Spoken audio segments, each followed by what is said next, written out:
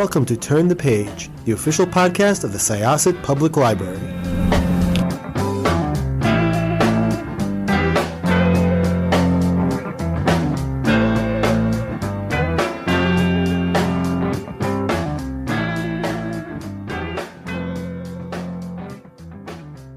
Hello and welcome to Turn the Page, the official podcast of the Syosset Public Library. I am Lisa and I am here with Fiona Barton, and she is the author of the new book, Local Gone Missing. And I'll just let Fiona introduce herself and talk a little bit about the book now. Okay. Hi, thank you so much for inviting me. Lovely to be here. I'm a thriller writer. I've written 3 other books. This is my 4th, but a bit of a departure. So the first 3 starred my journalist, Kate Waters, who was investigating different stories. And I decided that after the 3rd book, The Suspect, Kate needed a bit of a lie down. She'd been through a lot. So I have done something slightly different, and I have a new cast of characters. So at the centre of the story of Local Gone Missing is DI Elise King. She's a murder detective whose life has imploded. She, very driven woman, decided long ago she didn't want children. It was going to be about her career, and loves her job. And then and she's in her early 40s and everything's going great, and then nothing is going great. So her long-term relationship ends rather brutally, and she's diagnosed with breast cancer. So she, at the beginning of the book, she's very much at a crossroads in her life. She doesn't know whether she can go back to being the detective she once was. She feels very vulnerable and conflicted. And so she's at home on sick leave. And there's all sorts going on in the little seaside town that she has just moved to. Lots of tensions about a music festival.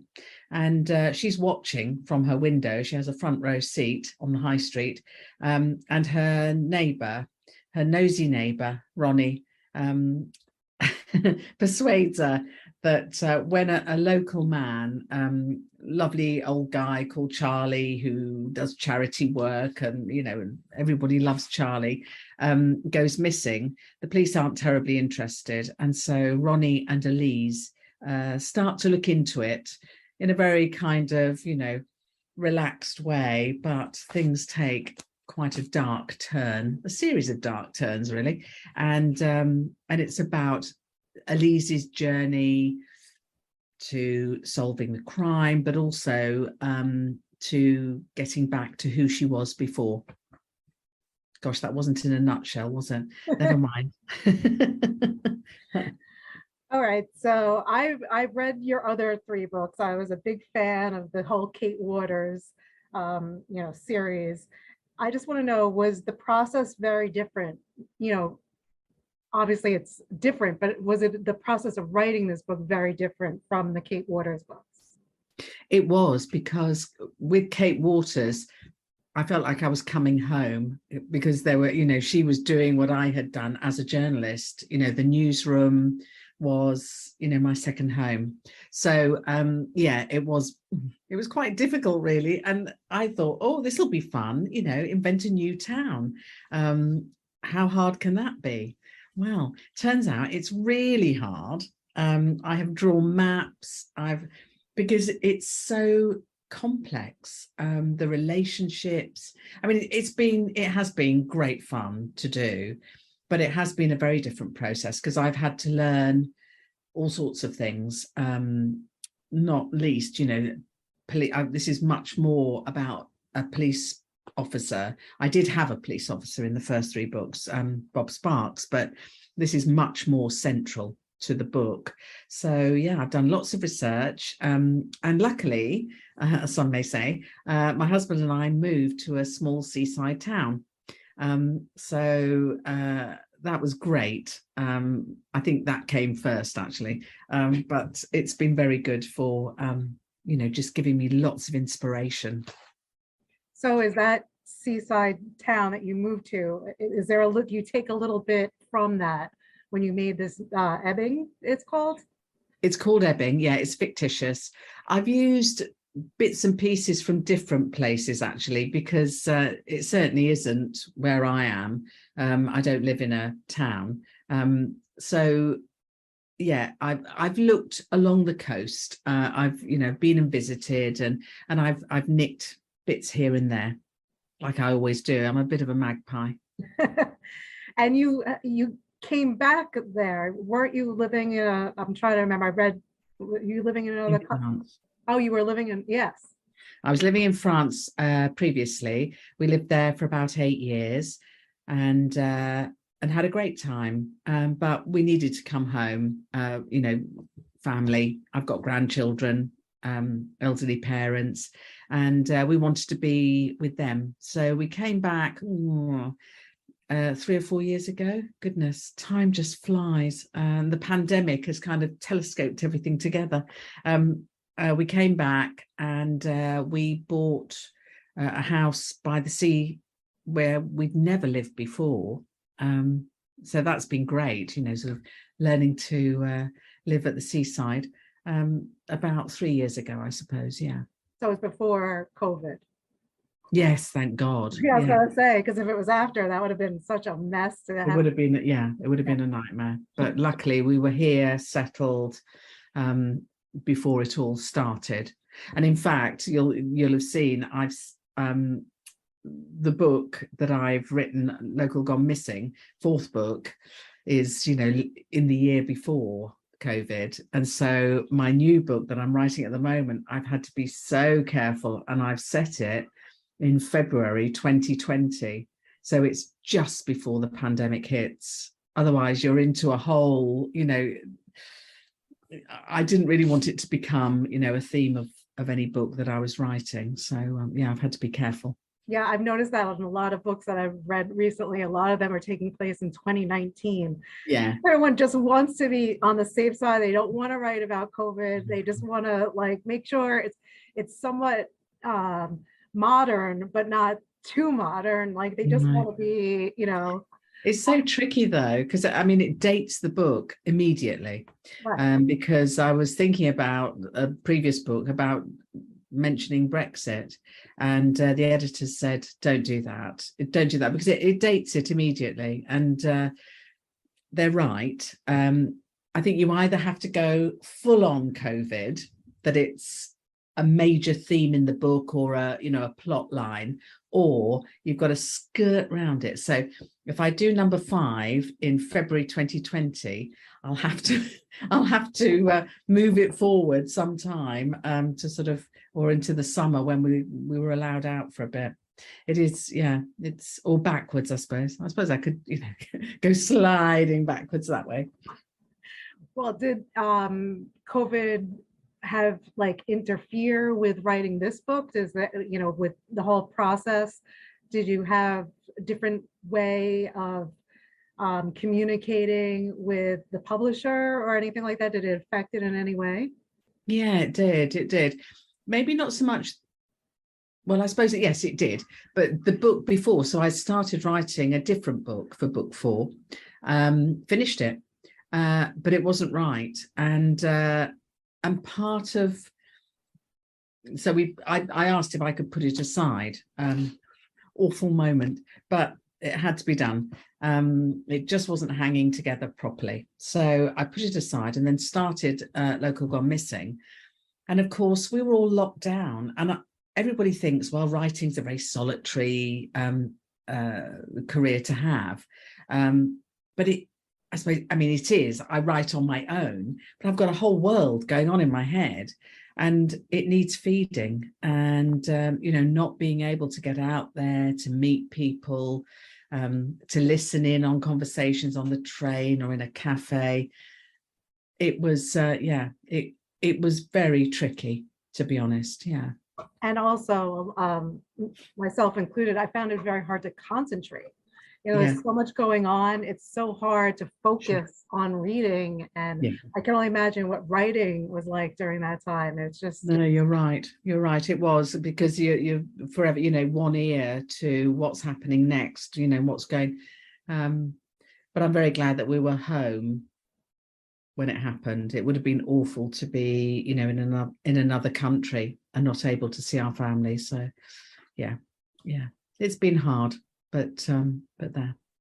all right. So tell me a little, I know you kind of touched upon it, but tell me a little bit more about Elise King. What are her strengths? What are her weaknesses? I mean, I'm used to Kate Water, so it's like I know she has a different, occupation, but like, what are her differences? What makes her the strong heroine? Well,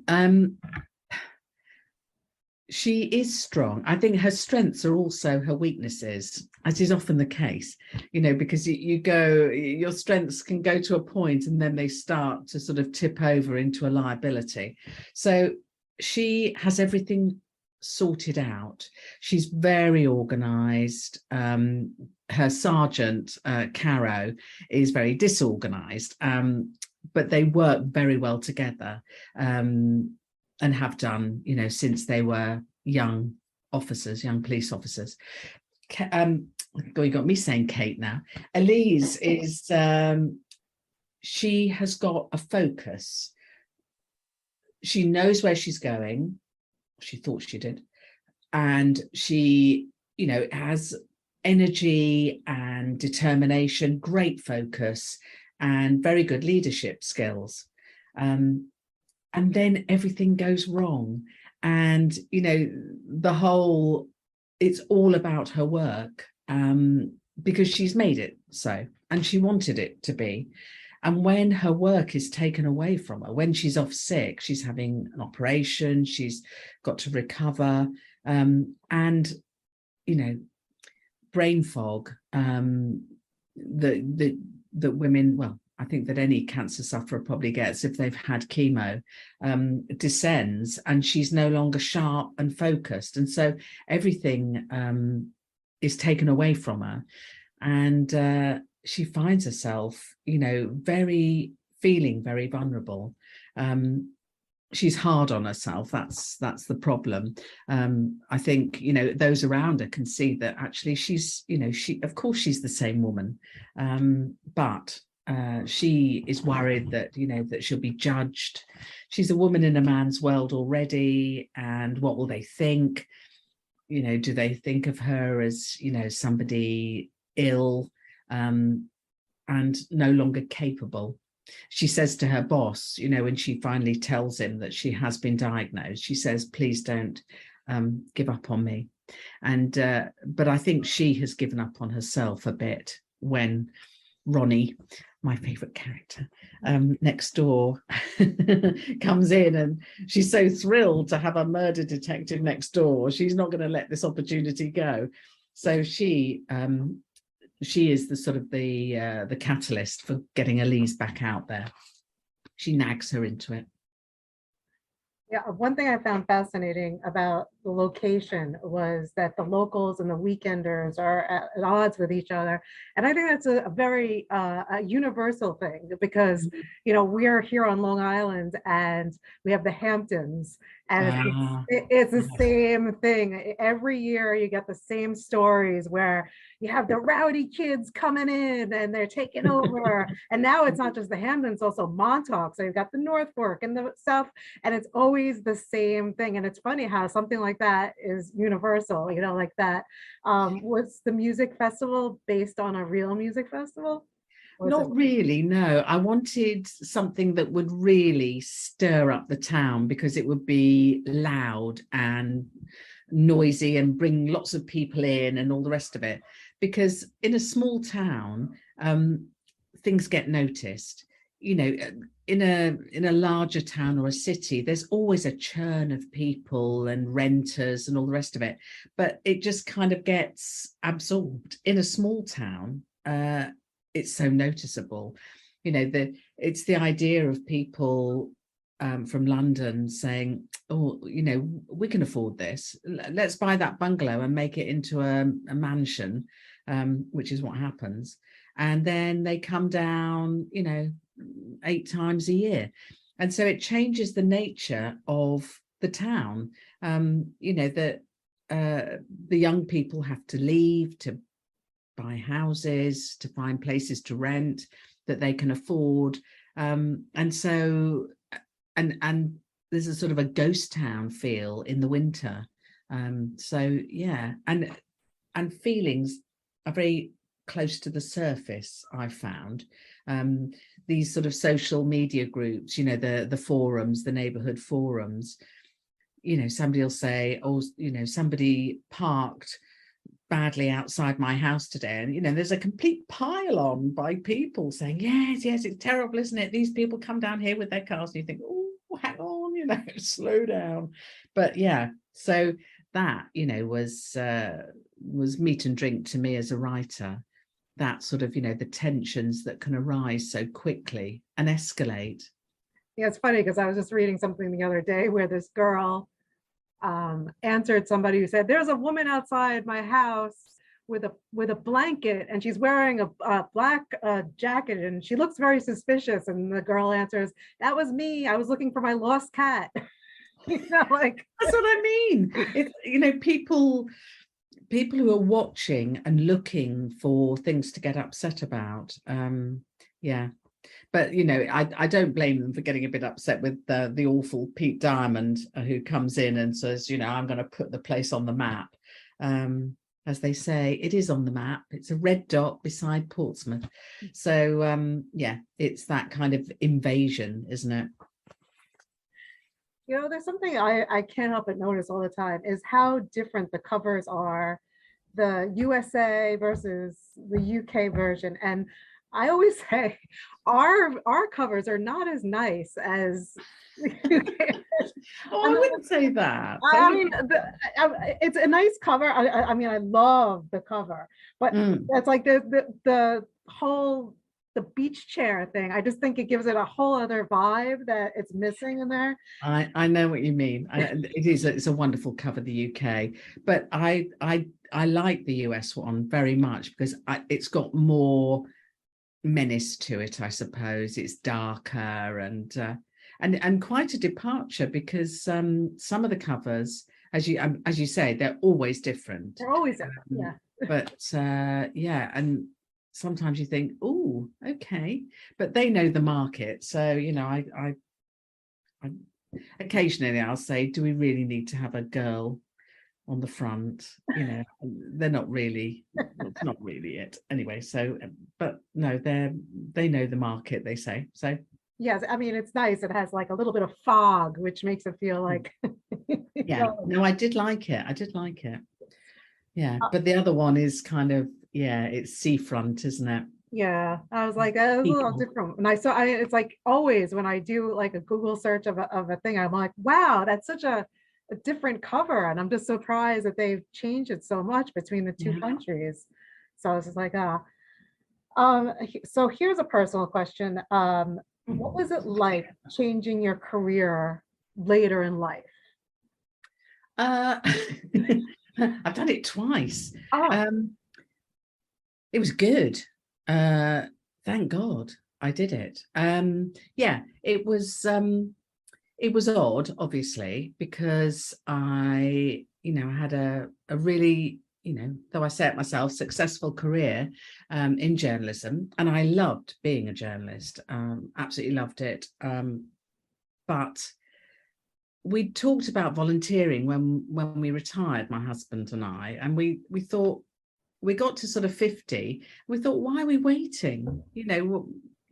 So we took the very bold decision to give everything up and to go to Sri Lanka with VSO as volunteers. People thought we were mad. I think we were a bit mad, but it was good mad. It was the best thing that we could have done, because I think you get to a stage in life where it's too late. Do you know what I mean? You feel, well, I can't do anything else now. It's too late. It's never too late, it turns out, because we went to Sri Lanka, and while I was there, I was training journalists, and I was asked to carry on after the VSO things ended. Swedish University asked me to carry on training journalists, journalists in danger and in exile. And so I did that. That was my second career, and I loved that. So I traveled a lot. I went back to Sri Lanka many times, and Myanmar and Zimbabwe, South Africa and Eastern Europe. And it was really interesting. Got the juices going again. And but while I was in Sri Lanka and had stopped being a reporter, I started writing fiction. And so the fiction kind of came because I'd changed my life.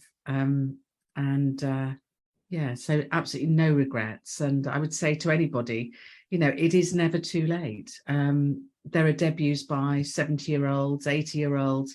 You know, if you want to write, do it. You know, it doesn't matter how old you are. I love that.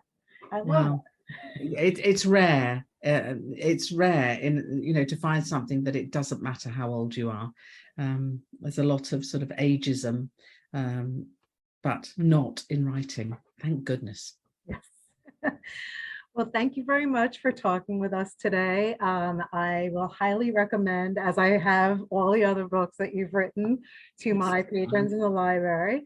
And hopefully we will get even more books, maybe from Elise, maybe from Kate.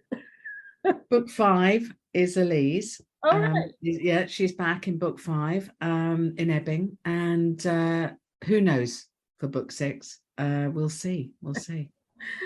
Okay, thank you very much. Thank you. It's been lovely chatting. It's time to close this chapter of Turn the Page. Join us for the next episode.